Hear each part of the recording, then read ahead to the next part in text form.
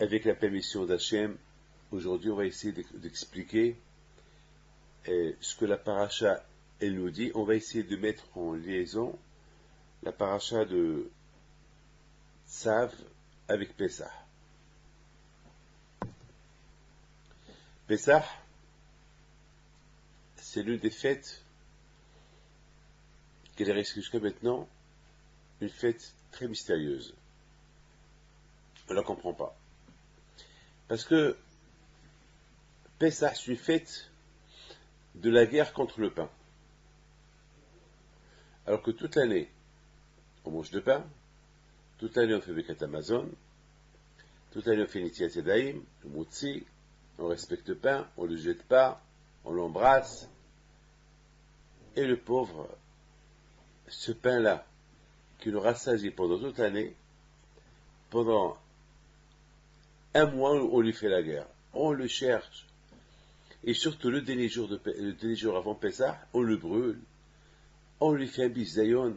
On lui fait, le pauvre, ce pain-là qui nous a, cette baguette, ce croissant, ce pain au chocolat, ces pâtes qui nous ont épatés, voilà, on leur fait la guerre pendant 8 jours. Tout ça pourquoi? Parce que Hachem, il veut qu'on se rappelle que lorsqu'on était en Égypte pendant 400 ans, on était pauvres et esclaves. Et parce qu'on était pauvres et esclaves, alors il faut qu'on se rappelle du pain des pauvres qu'on mangeait, le pain dur. Parce que la galette, c'est le pain dur. La galette, elle est dure. Le pain dur. Hachem, il veut qu'on se rappelle du pain dur qu'on mangeait là-bas, pour ne pas qu'on oublie l'esclavage. C'est la raison pourquoi à Pessah, on ne mange pas le pain, on mange que de la galette, pour se rappeler que les Juifs, lorsqu'ils ont quitté l'Égypte, ils n'avaient pas le temps de faire le pain. Ils étaient même des provisions, ils n'ont pas fait. Vous savez très bien, lorsque quelqu'un voyage, il prend avec lui des provisions, il prend avec lui des, je sais pas, quelques sandwichs. Mais là, même ça, ils n'avaient pas le temps de le faire. Parce qu'ils étaient pressés de quitter l'Égypte. Alors, ils ont fait, au lieu de faire le pain, ils ont fait la galette. Donc la galette, c'était vite fait, c'était dur. Donc, Hachem, il veut qu'on se rappelle deux choses. Il veut qu'on se rappelle qu'on a quitté l'Égypte vite. On n'avait pas le temps de faire les provisions. C'est pour cela le pain n'est pas monté. Lorsqu'on pitrait le pain, on lui donne le temps pour qu'il monte, pour qu'après tu fais du bon pain. Et là, ils ont fait vite une pâte, ils ont fait ils l'ont mis au four.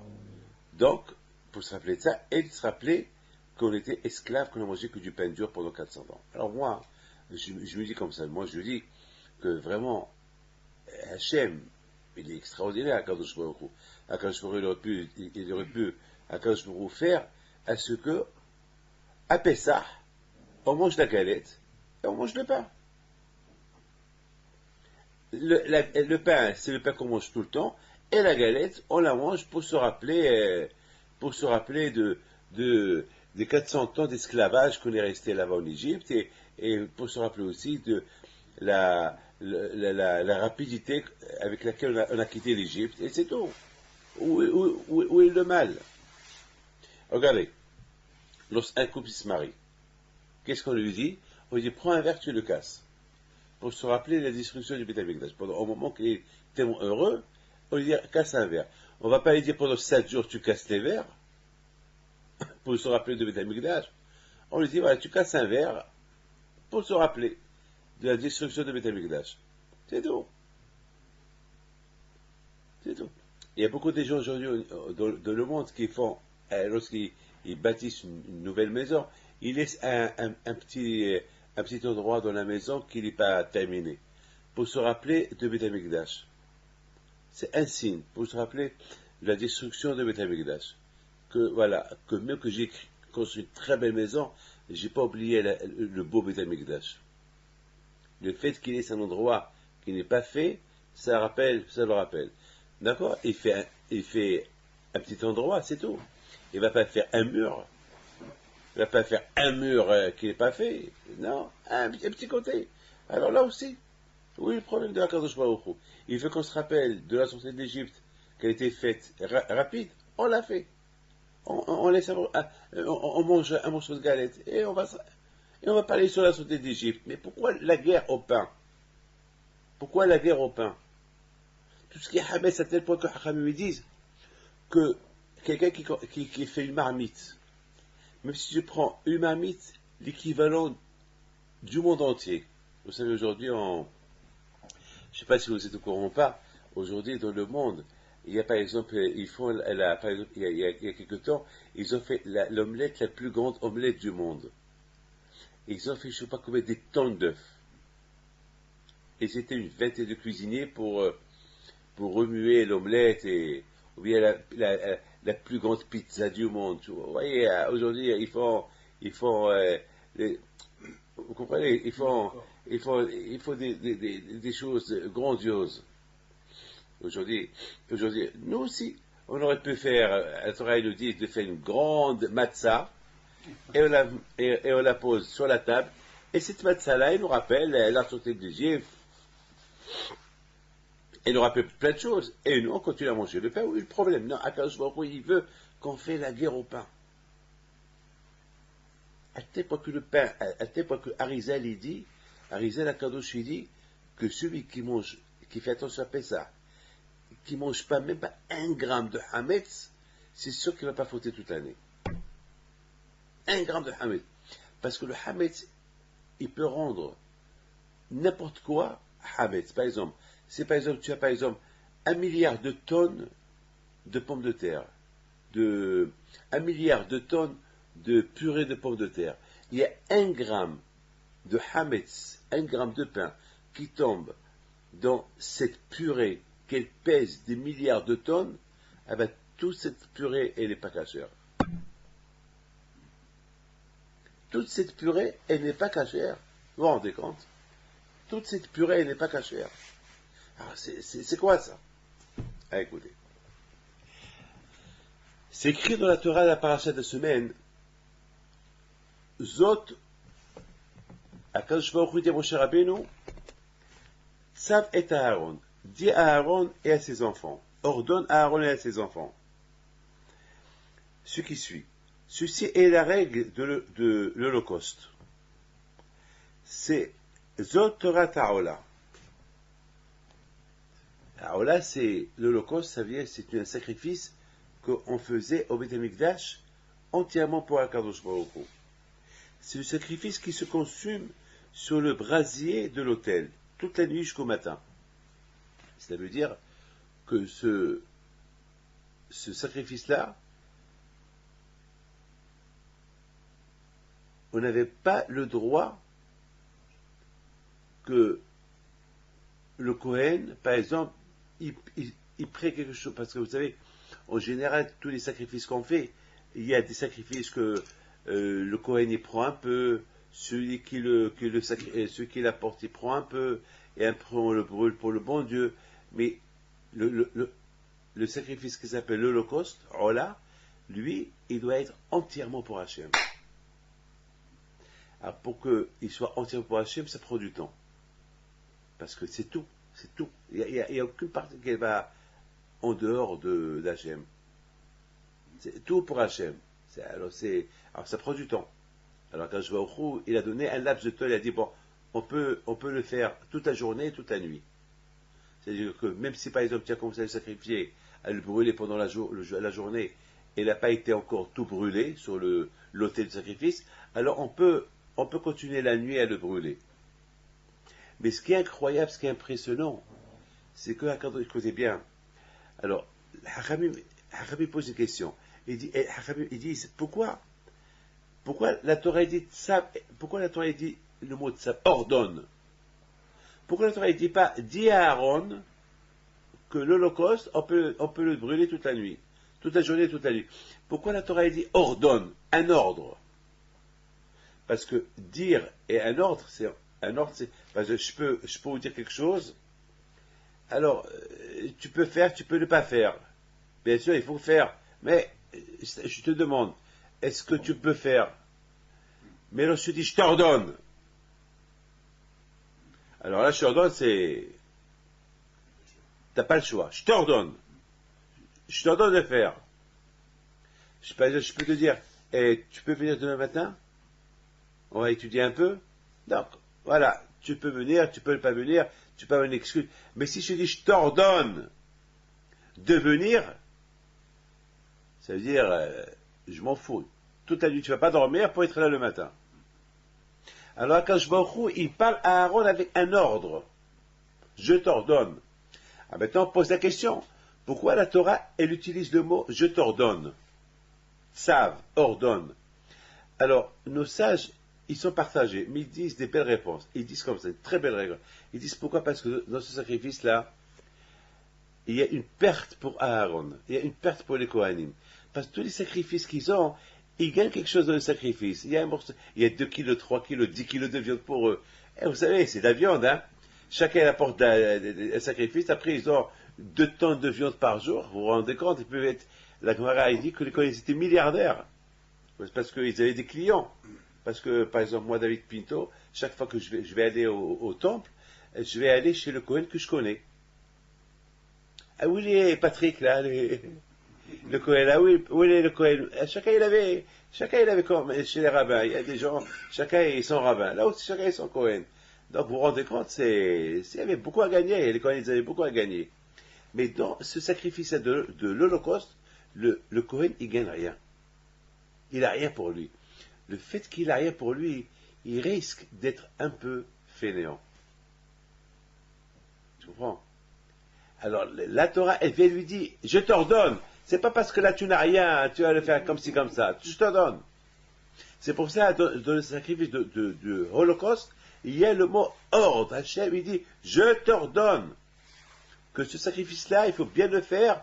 Et même s'il faut rester réveillé toute la nuit, tu restes réveillé toute la nuit. Mais tu le fais bien. C'est pas parce que t'es à moi, tu gagnes rien du tout, alors tu le fais n'importe comment. Tu le blagues. Non.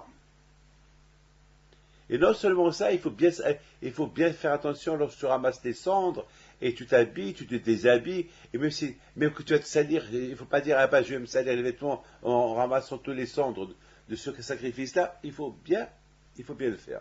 Donc ici, ça s'appelle, c'est pour ça, et c'est la raison pourquoi la Torah dit, Zot Torah Ta'ola. C'est ça, la Torah de ce sacrifice-là qui s'appelle Holocauste. La Torah fait une répétition. Ce Holocauste, maintenant la Torah est dit 2 fois Aola. Maintenant la question se pose, pourquoi la Torah ne dit pas voici la Torah de la Aola, qu'elle va être toute la nuit sur le Mesbéach, et après avoir été consommée, alors il faut ramasser les cendres. Pourquoi la Torah est dit 2 fois Zot Torah et Aola? 2 fois la Torah dit le mot Aola. C'est pas j'appelle quelqu'un qui s'appelle Patrick ou Yehuda. Yehuda, je ne veux pas dire Yehuda. C'est pas la peine. C'est quoi? Pourquoi la Torah elle dit 2 fois Zot Torah Aola et Aola? Voici la Torah du sacrifice, c'est le sacrifice.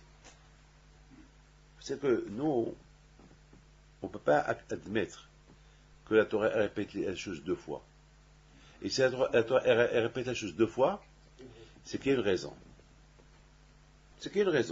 Zot Torah Ta'ola, voici la Torah de ce sacrifice qui s'appelle Holocauste. C'est l'Holocauste qui va être toute la nuit sur le comment ça s'appelle, sur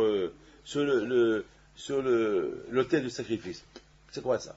Pourquoi cette répétition? Donc on est obligé de dire, si la Torah elle fait cette répétition 2 fois, c'est que la Torah elle veut confirmer quelque chose.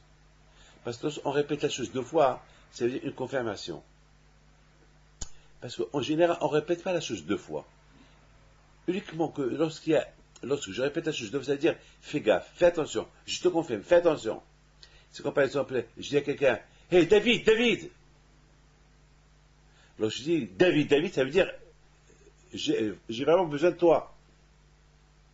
Si je dis hey David, et s'il ne me répond pas, mais lorsque je dis 2 fois David, ça veut dire c'est important.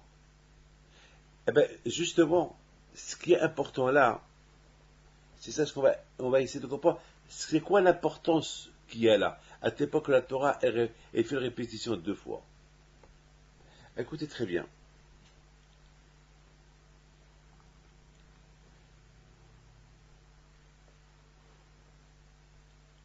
chaque juif,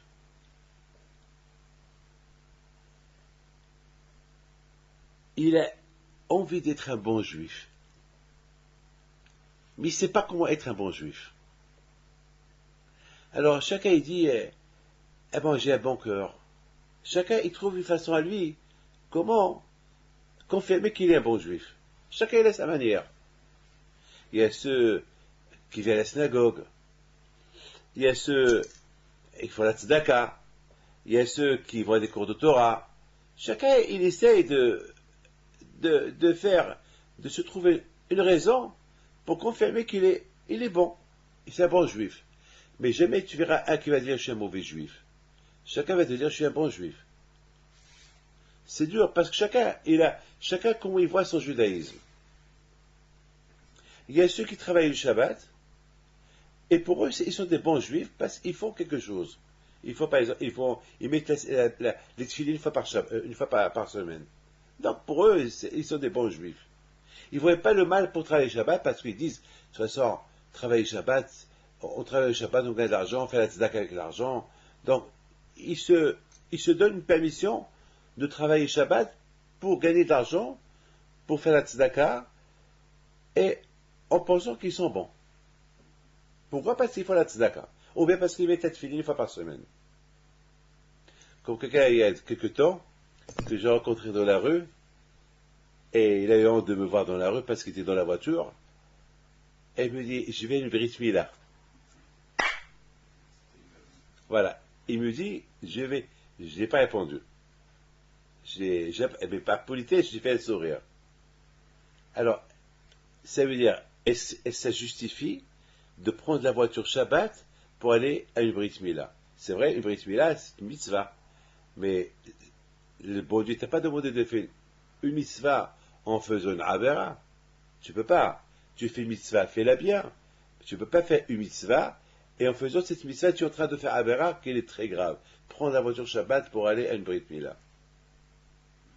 Comme quelqu'un aussi, le Shabbat aussi, il vient chez moi et me dit, Rabbi David, c'est un voisin, on habite ensemble pendant 20 ans, il marie sa fille, je suis obligé d'aller à la mairie le samedi, est-ce que je peux, et je suis témoin. Je dis, tu es témoin, il faut que tu signes. Il m'a dit, je sais, mais je vais signer avec la main gauche, pas avec la main droite. Alors, bien sûr, je lui dis, c'est super ce que tu es en train de faire, mais n'oublie pas qu'il y a Akadosh Baruch Hu, il passe en priorité. Et Akadosh Baruch Hu t'interdit. Ton voisin, tu peux lui donner un cadeau, tu peux lui expliquer, il va comprendre. Non, tu ne peux pas faire une avera. Tu dis, je suis un bon juif, et tu viens me demander la halakha, et tu fais ça, tu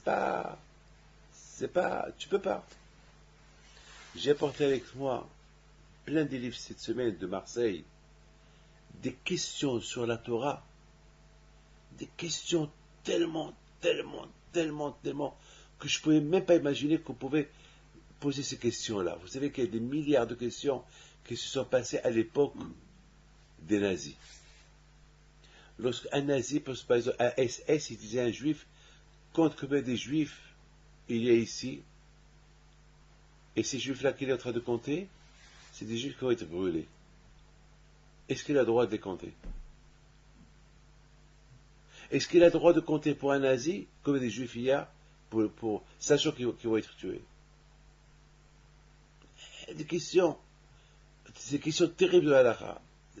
Des questions. La religion juive, elle n'est pas facile. Ben, j'ai commencé à lire ces questions-là, j'ai commencé à trembler tout seul. Il y a même des questions, et tous ces livres-là, c'est des questions qui se sont passées dans le camp de concentration. Des questions qui ne sont pas écrites dans les livres. Parce que vous ne pouvez même pas imaginer qu'un jour, il allait y avoir 6 millions de juifs dans des camps de concentration qu'ils allaient être tués. Donc on ne pouvait pas imaginer des halakhot pour eux.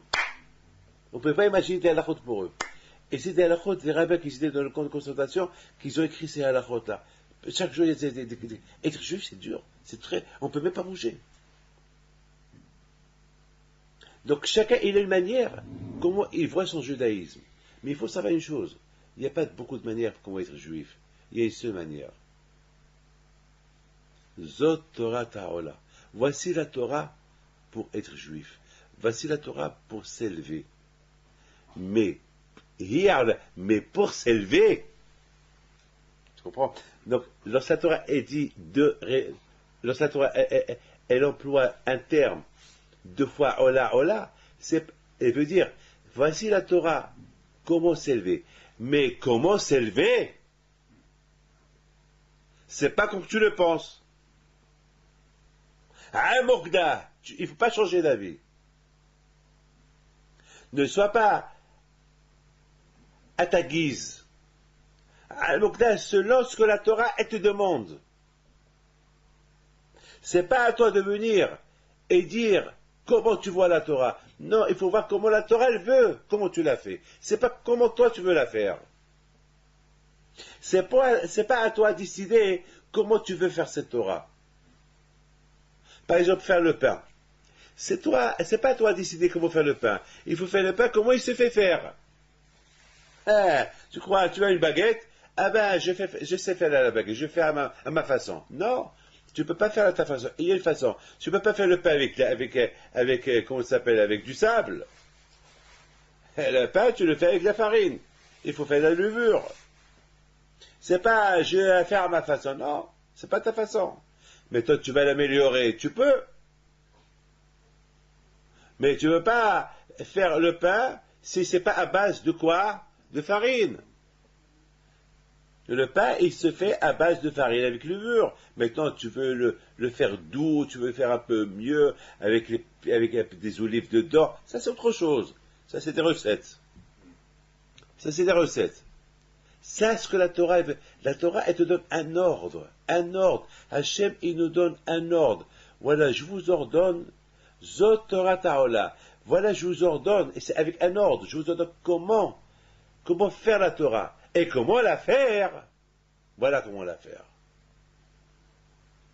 Faire et comment faire. Voici les ordres. Voilà l'ordre que je vous donne. Voilà comment on va s'élever. Voilà comment vous allez vous élever dans la religion juive. Et comment s'élever dans la religion juive? Al-Mokda. Si tu t'inclines à la Torah. Et tu fais ce que la Torah elle te demande de faire. Et c'est pas toi qui vas décider comment la faire.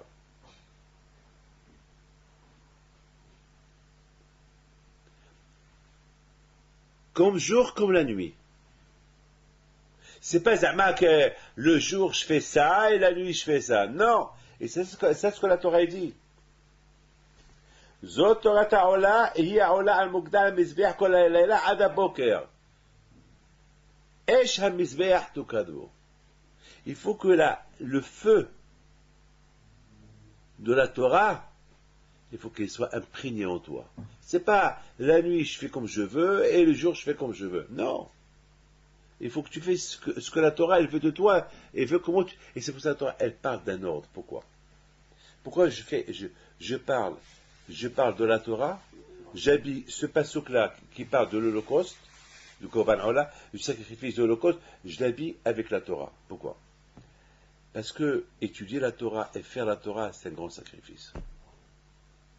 Faire le mitzvot, c'est un grand sacrifice. C'est pas facile. C'est très dur.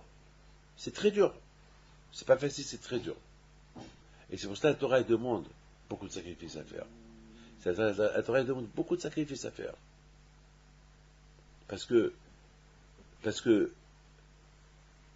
la vie d'un juif, il n'y a que des pertes d'argent dans la vie d'un juif. Perte d'argent, perte de temps, ouais, je vais à la synagogue le matin, je vais perdre 1 heure, 2 heures, ouais. Le Shabbat, je suis crevé, je suis fatigué. Toute la semaine, je travaille. Une fois par semaine que je peux bien dormir. Les goïms, ils ont dimanche, le dimanche, et moi, j'ai que le Shabbat. Le Shabbat, il faut que je me lève le matin pour aller à la synagogue toute la journée, et le fuf. Alors quoi, on ne peut pas se reposer. Donc il y a une perte. Il y a perte de temps,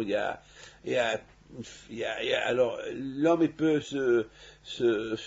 l'homme il peut se prendre un peu par un fainéantisme, il peut être un peu dégoûté un peu. C'est pour ça la Torah, elle te parle. C'est un ordre. C'est un ordre. Pour s'élever, il faut faire des sacrifices. Et pour s'élever, c'est pas avec le jour, même la nuit. Et ne sois pas changeant. Ne sois pas changeant. Parce que dans la vie du juif, il y a toujours des questions qu'on se pose. Pourquoi? Bémet, tout le temps, il y a et pourquoi on ne touche pas la femme?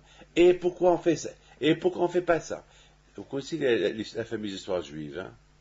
Lorsque un juif, un juif, il parle avec un autre juif. Il dit, tu sais que tel et tel est parti. Il dit, tu sais que tel et tel, il est parti. Il est parti, il a pris, ça veut dire, il est parti. Et l'autre lui dit, et pourquoi il est parti? Et l'autre lui dit, pourquoi pas? Et il lui dit, il est parti. Pourquoi il est parti? L'autre ne pas. Il ne lui dit pas pourquoi il est parti. Il lui dit, et pourquoi pas? Encore une question, et pourquoi pas? La vie des Juifs, c'est une question. D'ailleurs, même à l'époque des nazis, le mot juif, c'était avec un point il fallait trouver une solution. C'est une question. C'est un fardeau, le juif. Une fois c'est à cause de la barbe, une fois c'est à cause des vêtements, une fois c'est à cause des noms, une fois c'est ça, une fois c'est ci. On ne va pas choisir n'importe quelle nation, n'importe quel peuple que le juif. Toujours le juif, il est là. On dirait qu'il gêne. Il y a toujours une question sur le juif. Une fois j'ai vu un magazine, c'était écrit juif avec un point d'interrogation. C'est-à-dire pourquoi? Le juif, c'est un point d'interrogation. Qu'est-ce qui gêne le juif par rapport aux autres? C'est toujours ça a été comme ça. Pourquoi? Eh bien, maintenant, à nous, même nous, on se pose, et pourquoi on ne fait pas ça? Et d'ailleurs, tout le temps, est-ce que je peux faire ça? Toujours des questions. Comment vivre? Comment le juif, il doit vivre sa vie? C'est des questions. Est-ce que je fais ça? Des questions. Voilà, tous ces livres-là que vous avez ici, c'est des questions-réponses. Tous les milliards de livres de Torah qu'il y a, c'est des questions et réponses. C'est que des questions. Mais le plus important, il faut trouver la réponse. Et à toutes ces questions, il y a une réponse. Nous, lorsqu'on parle de la création du monde, il y a des milliards de questions et on trouve des réponses. Dans la science, il n'y a pas de questions. La science, il y a un Big Bang, voilà. Alors, lorsqu'on pose des questions, on ne sait pas. Non, mais je veux savoir. Chez nous, il y a des questions, il y a des réponses. Mais il y a des questions. Le juif, il vit avec des questions. Mais il y a des réponses. Parfois, lorsqu'il n'y a pas de réponse, alors qu'est-ce qu'on dit? Puisqu'il n'y a pas de réponse, alors on évite de ne pas faire. Par exemple, je peux faire. Ah, je ne connais pas. Ah, puisque je ne connais pas, alors je ne fais pas. Par exemple, je ne sais pas si c'est caché ou pas. Je ne sais pas. Parce que, je ne sais pas, toutes les assiettes sont pareilles, et on m'a dit celle-là elle est cachée. Mais moi j'ai un doute. Je ne sais pas si c'est caché ou pas. Alors il y a quelqu'un qui me dit non, c'est caché, c'est bon, hein. Mais c'est sûr, hein, je dis que c'est bon. Et le fait que j'ai un safek, le fait que j'ai un doute, alors je ne mange pas. C'est extraordinaire. Beaucoup des fois dans la Gemara, il y a des sfekot, des doutes. Il y a une question, et on ne sait pas, il n'y a pas de réponse à cette question-là. La Gemara dit, puisqu'il n'y a pas de réponse, alors on ne fait pas. On ne fait pas. Parce que, on ne fait pas. Il y a un safek. On ne sait pas. La vie des Juifs, il est dure. Et pour qu'on arrive à surmonter tous ces pourquoi, il faut toujours être prêt à faire. Il faut toujours progresser dans la Torah. Lorsqu'on progresse, alors, le fait, par exemple, un riche, par exemple, il ne va pas aller à l'hôtel d'un étoile. Un riche qui est milliardaire, que tout le monde sait qu'il est riche, qu'il a son avion personnel, il ne va pas prendre il va pas réserver un hôtel d'un étoile, oui ou pas? Il va aller à quel hôtel? Il va aller à un hôtel de 5 étoiles, 6 étoiles, oui ou pas? Un riche qui peut se permettre à payer, à payer à tous les voyageurs un billet d'avion, il ne va pas prendre une place économique, il va monter en first, oui ou pas? Il peut même se permettre de tracer à côté du pilote. Hein? Oui, il peut, parce qu'il peut payer tout l'avion.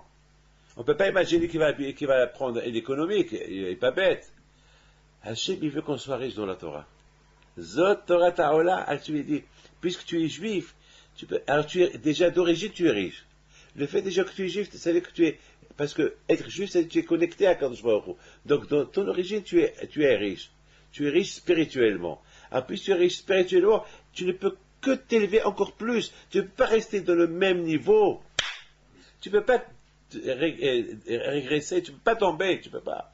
Zot Torah, puisque tu étudies la Torah et que tu es juif et tu fais des choses très dures à faire, tu fais Shabbat et tu es toujours en progression, alors tu n'as pas le droit de rester de stagner. Je t'ordonne, continue à progresser. Je t'ordonne. C'est comme un avion. Lorsqu'un avion il commence à décoller, il décolle pas après il prend, non, s'il décolle, il est obligé de monter.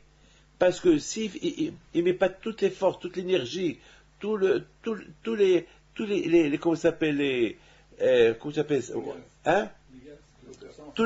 La puissance, les moteurs, il faut qu'il monte, sinon il tombe.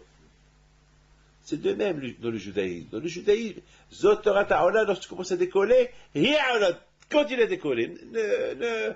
Il ne faut pas stagner, fais attention, sinon tu tombes. Une fois que tu as pris l'altitude et tu es bien monté, là tu peux respirer un peu. Mais il faut faire gaffe. Il faut faire attention, sinon tu tombes. Des trous d'air. Ah oui, il y a des trous d'air. Il y a le Satan, il y a le Sahara. Il y a des petits trous d'air, il y a des grands trous d'air. Il faut les éviter. Il faut avoir un radar. C'est tout ce qu'il y a aujourd'hui comme technique dans le monde. Ça nous aide à se travailler. Comment se faire travailler pour servir le bon Dieu. Par exemple, dernière chose qui se passe aujourd'hui. Il y a quelqu'un, par exemple, qui pose une question, il me dit, comment le bon Dieu ici ce que j'ai dans ma tête? Comment le bon Dieu ici ce que j'ai dans le cœur? Et voilà, la semaine dernière, j'ai répondu à quelqu'un. J'ai dit, voilà, la nouvelle technologie, à cause du terrorisme, maintenant, ils ont inventé des machines qui te scannent. Ils scannent exactement, même tes veines, on les voit. On voit tout ce que tu as. Cette machine-là, elle te rend nu. Elle voit tout. Elle voit, si tu as là-bas un clou, elle le voit.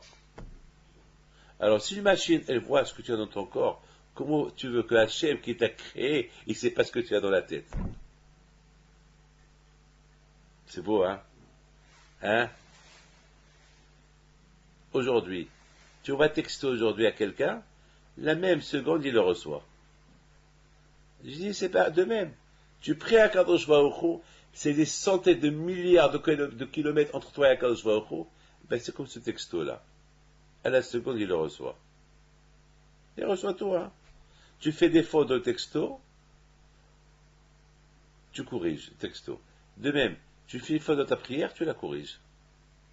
Sinon, ta prière, elle monte toute fausse chez le bon Dieu. C'est extraordinaire. C'est extraordinaire. C'est extraordinaire. Zot Torah Ta'ola, celui qui veut s'élever, il ne peut s'élever uniquement à travers la Torah. Il ne peut pas s'élever à travers lui-même. Pourquoi? Parce qu'il y a ce qu'on appelle les gens, ils se disent, je suis juif, à ma façon. Et si je fais à la façon de la Torah, alors je vais perdre beaucoup d'argent. Je vais perdre le temps, je vais perdre l'argent, je vais beaucoup perdre. Alors que je te dis, je t'ordonne, laisse tes pertes de côté. Regarde tes pertes spirituelles que tu vas perdre. Et après, comment tu veux venir chez moi après 120 ans? Toute la vie. Tout le temps que tu vis. Jusqu'à après 120 ans. Adaboker. Le matin, parce que ce monde-là le compare à la nuit. Et l'autre monde le compare au jour. Alors résiste tant que tu vis. Kolalaïla. Et résiste cette nuit-là. Résiste cette vie dure que tu vis. Jusqu'à que le matin il vient. Après 120 ans. Une fois que tu arriveras là-bas à 120 ans, la lumière, le feu, de tout le sacrifice que tu as fait, là, il va s'imprégner en toi à vie. Ça, c'est l'autre monde. Beau, c'est Gematria 8. 8, c'est Olam Haba. Tu comprends? Il faut se travailler. Aujourd'hui, on travaille pour Olam Haba. Comme on dit, je travaille pour la famille, je travaille pour ma femme, mes enfants, pour vivre. N'oublie pas. De la même façon que tu construis chez toi ici, n'oublie pas de construire ta seconde maison là-haut. Comme les gens riches qui ont des maisons secondaires. Ils ont une maison à Paris et ils ont une autre maison à Monte-Carlo. Et la maison de Monte-Carlo, c'est Monte-Carlo. Ah, c'est Monte-Carlo. Alors, en général, la maison de Monte-Carlo, elle coûte 10 fois plus cher que la maison où il habite à Paris. Parce que déjà, c'est Monte-Carlo, et c'est les frais, c'est le palais, etc., etc. Donc, de la même façon que tu travailles pour vivre dans ce monde-là, travaille pour avoir une autre maison dans l'autre monde et elle doit être plus belle. Un homme qui est riche, comment on peut savoir qu'il est riche? À travers les maisons qu'il a, à travers les banques qu'il a, à travers on voit sa richesse qu'il est à gauche et à droite. Eh bien, le tzaddik aussi, comment on sait qu'il est riche? C'est pas comment il se comporte là, par rapport qu'est-ce qu'il a là-haut. Qu'est-ce qu'il a fait ici pour avoir là-haut. Donc, vous voyez, la Torah, elle nous donne des exemples de l'Holocauste. Comme que l'Holocauste, la Torah, elle voit de l'Holocauste qu'on fait, que le Kohen, il va sacrifier, il a une perte là-bas. Alors la Torah lui donne un ordre de bien de faire. C'est pour ça que la Torah, elle répète 2 fois. La Torah, elle lui confie, fais attention, fais gaffe. C'est pas parce que tu as une perte, tu as rien pour toi là, tu vas le brader, tu vas le bâcler, tu vas le brader. Non, fais le bien. Donc la Torah, elle confirme. Que ce sacrifice de l'Holocauste, c'est pas n'importe quoi. Ce sacrifice de l'Holocauste, il est important. Il faut pas le prendre à la légère. Il faut bien le prendre. Donc de ce passage-là, on a construit tout un cours de Torah maintenant. Ce passage-là, Zotora Torah et Aola. Mais ce que je voudrais vous expliquer, je vais vous raconter une histoire.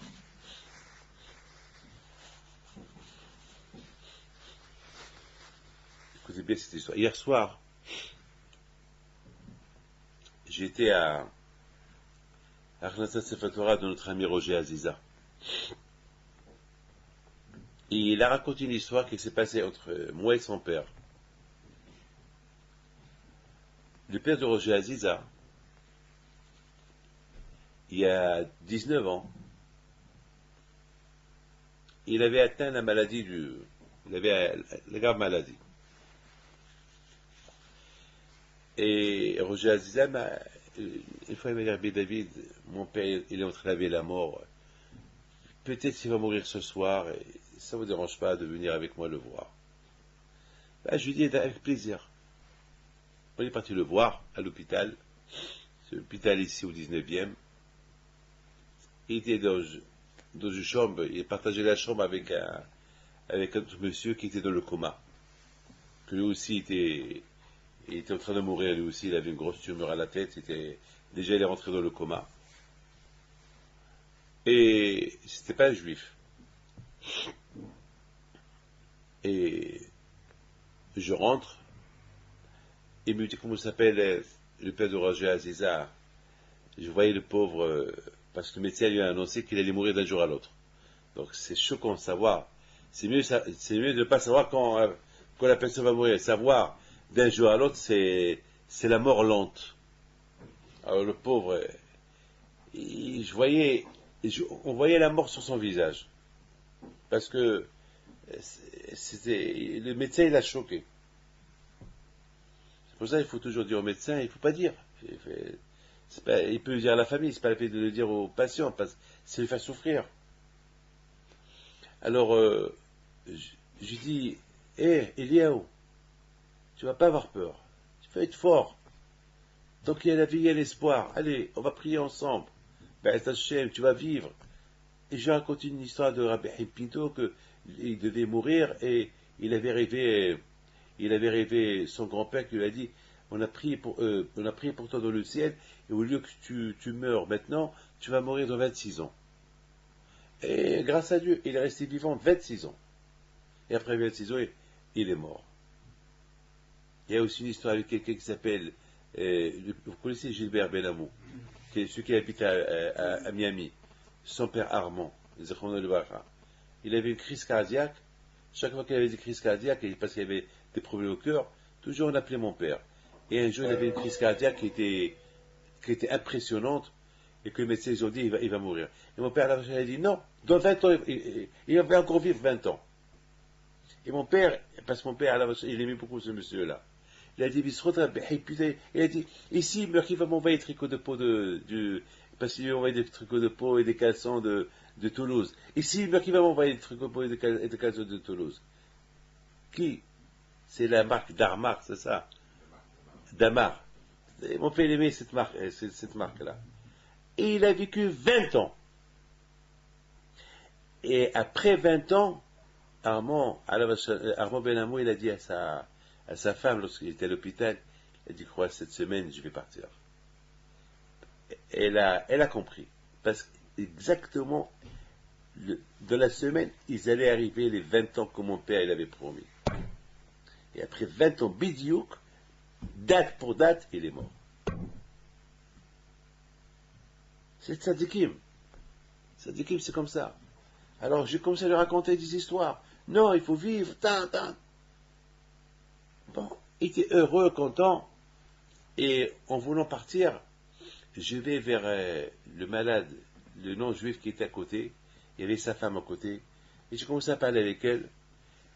Et je lui ai dit, parce qu'elle a vu comment j'étais en train de bénir à monsieur. Ça veut dire, elle s'est dit, tu pries pour lui, prie pour mon mari.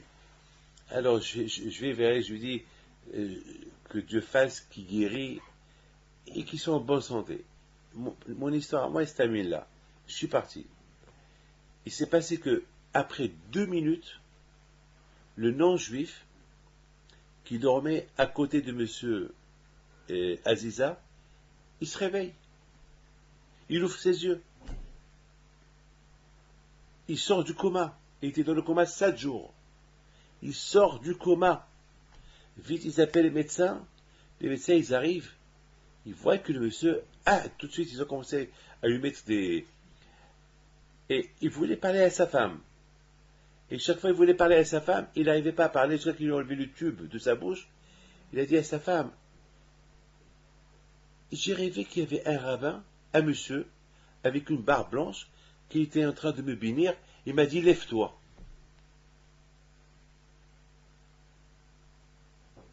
Comment vous comprenez ça? À cette époque-là, moi, j'avais la barbe noire. Je n'avais pas la barbe blanche. Il y a une vingtaine d'années, j'avais la barbe noire. La barbe, elle était vraiment, vraiment noire. Ma barbe, elle a blanchi pendant ces derniers temps, mais pas il y a 20 ans, elle était noire. Alors, elle lui raconte, tu as dit, il y avait ici un rabbin qui est venu pour faire des prières à M. Aziza, et avant de sortir, il est passé vers toi, il t'a fait une bénédiction, et il t'a dit, je souhaite une bonne santé, et que tu vas te lever. Ben voilà. Et tu es encore dans le coma. Alors, M. Aziza lui dit, eh ben, le monsieur en blanc, avec la barbe blanche que vous avez rêvé, ça ne peut être que son grand-père. Il lui montre la photo. Voilà, c'est lui. Il lui dit, ben, c'est lui. C'est lui que j'ai rêvé, qui m'a dit, lève-toi. Il est resté réveillé. Je ne sais pas s'il est mort ou pas, mais il s'est levé du coma. Voilà les tzadikim. Pourquoi les tzadikim, ils sont arrivés à être comme ça? Parce que toujours, ils étaient en progression. Parce que pour eux, toute leur vie, c'est un ordre de Dieu.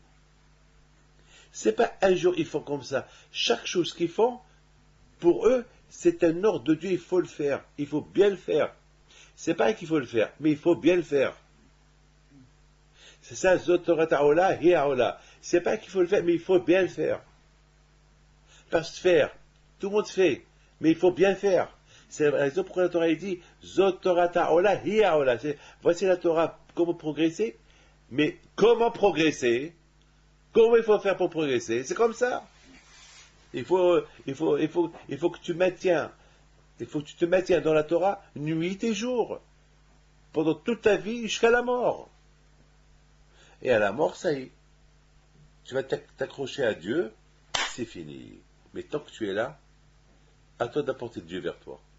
Parce qu'une fois que tu pars de là, c'est Dieu qui va te prendre. Mais pour le moment, c'est à toi de prendre Dieu. C'est à toi d'apporter Dieu vers toi. Parce qu'une fois que tu quittes ce monde, c'est Dieu qui te prend vers lui. Mais dans la vie de chaque jour, à toi de prendre Dieu vers toi. Il y a une différence. Dans la vie, on prend Dieu vers nous, et après 120 ans, c'est Dieu qui nous prend vers lui. Maintenant, avec tout ce que je suis en train de vous dire, maintenant on va arriver à la question qu'on a posée tout à l'heure. Quelle question on a posée tout à l'heure? Tout à l'heure, on a posé une belle question. Il dit, mais qu'est-ce qui se passe là? Qu'est-ce qui se passe que le bon Dieu, il veut qu'on fasse la guerre au pain? Pourquoi cette guerre au pain? C'est pas le pauvre qui nous rassasie toute la vie, toute l'année, on lui fait une guerre pendant 3 jours, 7 jours, 8 jours.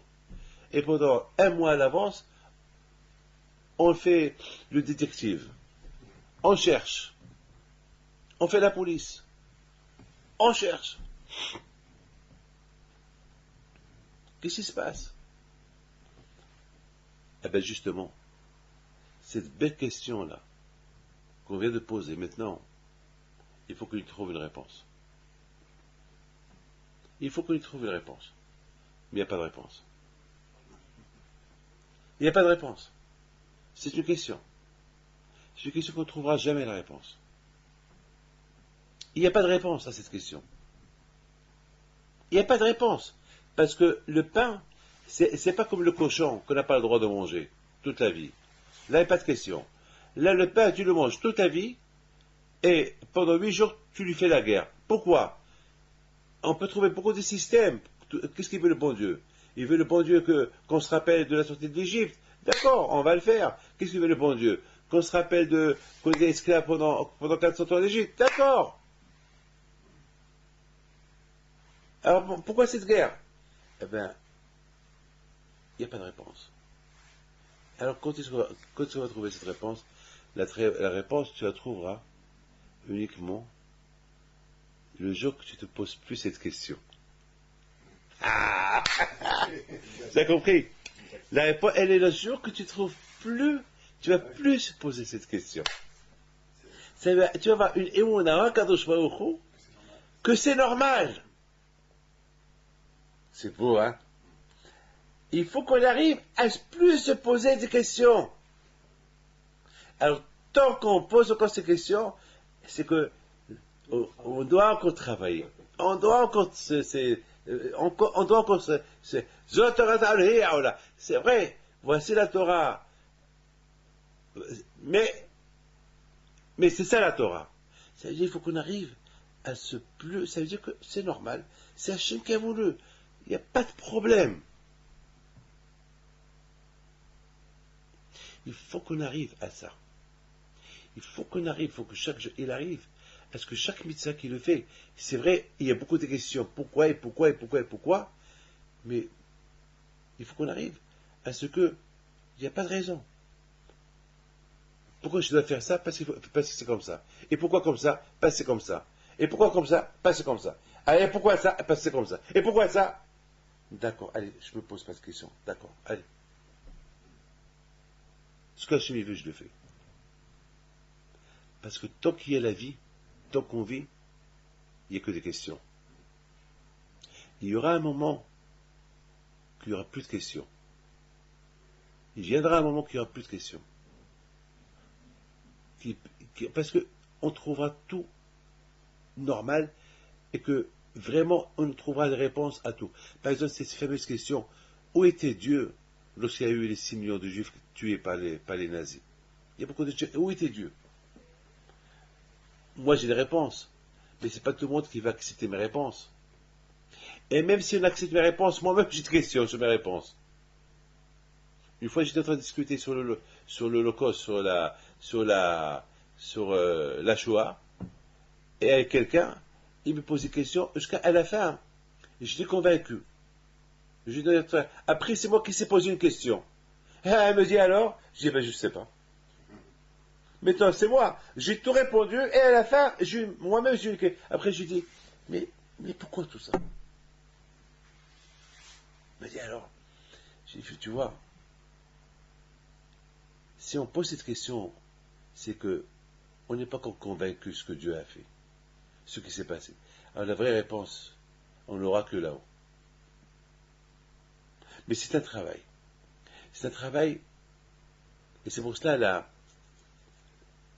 Zot Hokal, c'est pour cela tout ce qui est lié avec Pessah, c'est un ordre. Si tu le vois qu'on n'est pas de rêve, qu'on ne pas toucher une femme Nida. Pourquoi? Pourquoi? D'accord, pas de relation avec une femme qui est Nida. Mais pourquoi pas la toucher? Pourquoi ne pas lui dire bonjour? C'est ta femme. C'est ta femme. Même pas même. Pourquoi? Et celui qui mange le Hametz, c'est karet, c'est que Dieu préserve, c'est extermination. Pourquoi? Parce qu'il faut exterminer le Hametz. Et si tu ne manges pas le Hametz, tu seras exterminé. Pourquoi? Pourquoi? Où est le mal? Le Hametz, je le mange toute l'année. Toute l'année, je le fais kavod. Une fois dans l'année, il faut que je le fais comme ça. Pourquoi? Ben, il faut que tu arrives à ne pas se poser cette question. Il faut que tu fais comme que Hachem t'a dit de faire. Mais pour que tu arrives à ça, il faut s'élever. C'est facile de dire je ne mange pas le Hametz. Mais tu vas avoir des milliards de questions. Pourquoi? Mais pour éliminer tous ces pourquoi, il faut étudier la Torah. Faire ce que Hachem t'a dit de faire. Et le faire bien. Et avec joie. Et tu le fais avec joie. Et chaque année, encore mieux. Encore mieux. Tu arriveras un jour à s'élever. À être Superman. Et c'est ça, mes amis, la réponse. C'est ça. Tu sais ce qu'on fait ça? Pessah, c'est sauter. C'est quoi sauter? Sauter en avant. Hein? On saute pas en arrière. On n'a pas encore vu des gens qui sautent. On a vu des gens qui font la course et qui sautent en avance. On n'a pas vu des gens qui vont en arrière et qui sautent en arrière. Il faut avancer toujours. Zot Torah Ha'ola et Hi Ha'ola. Il faut toujours avancer en avant, en avant, en avant, en avant, en avant, en avant. Mais je termine avec une chose. Tant qu'on vit aujourd'hui, tant qu'on est en exil, il y a toujours question. Lorsque Mashiach va venir si Dieu veut, tant qu'on part sur l'Égypte, il n'y a que des questions. Mais lorsque Mashiach va venir si Dieu veut, il n'y a plus de questions. On ne va même pas parler sur l'Égypte. On ne va plus parler sur l'Égypte. Ça y est, c'est fini. Parce que toutes les questions sont répondues. Il n'y a plus de... Parce qu'on va avoir toutes les réponses à tout. Mais pourquoi on ne mange pas le pain? On aura des réponses à tout. Et lorsqu'on aura des réponses à tout, on ne va plus parler de l'Égypte. Il n'y aura plus de questions. Parce que tout va être permis. Le cochon, on va le manger. Tu sais ça ou pas? Tu sais ça ou pas? Le Shemashia, il va venir, il va nous permettre le cochon. tout va être permis. Il n'y aura plus de Yetzirah. Donc, il n'y aura pas pourquoi, est-ce que je fais ça ou je fais pas ça, et pourquoi je fais ça, il n'y aura plus. Tout sera permis. Il n'y aura plus d'interdiction. Il n'y a rien qui va être interdit. Il n'y aura plus les questions, ils se posent aujourd'hui, parce que Adam Arishon, Hachem il a dit ne mange pas ça, et lui il a dit, sa femme lui a dit, et pourquoi pas? Elle a posé des questions, et pourquoi pas? Parce qu'elle était la première à poser cette question-là, alors toute la vie jusqu'à maintenant est devenue question. La réponse, lorsqu'on va réparer cette fameuse question que Hava elle a posée, et pourquoi pas? Pourquoi on ne doit pas le manger? Quelle est la raison? Pourquoi on doit tout manger, pas ça? C'est à cause de cette question-là, des centaines de milliards de questions ils sont nées. Mashiach il viendra si Dieu veut, cette question sera éliminée, il n'y aura plus de questions. Il n'y aura plus le manishtana à la ça va être tout va être normal. Voilà mes enfants, le cours de cette fameuse paracha.